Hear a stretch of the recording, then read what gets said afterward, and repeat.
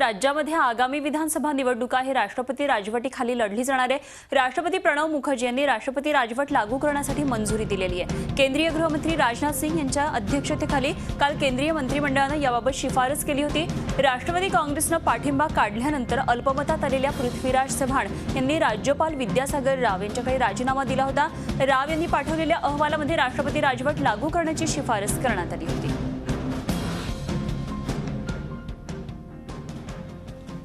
केंद्र सरकार ने राष्ट्रपति शासन लागू करने का निर्णय किया है।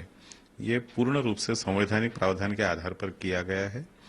इस राष्ट्रपति शासन की वजह से अब महाराष्ट्र का प्रशासन जो है, जो चुनाव की सारी प्रक्रिया में बहुत बड़ी जिम्मेदारी उठाता है, बहुत बड़ा रोल निभाता है, बहुत बड़ी भूमिका निभाता है, ये सारा प्रशासन कांग्रेस और राष्ट्रवादी कांग्रेस के दबाव से मुक्त होकर काम कर पाएगा और महाराष्ट्र में निष्पक्षपाती रूप में चुनाव होने का रास्ता खुल गया है। आचारसंहिता जाहीर झाल्यानंतर कुठलेही अधिकार सरकारला राहत नाही आणि तीच परिस्थिती या परिस्थितीमध्ये काही फारशा बदल झालेला नाही।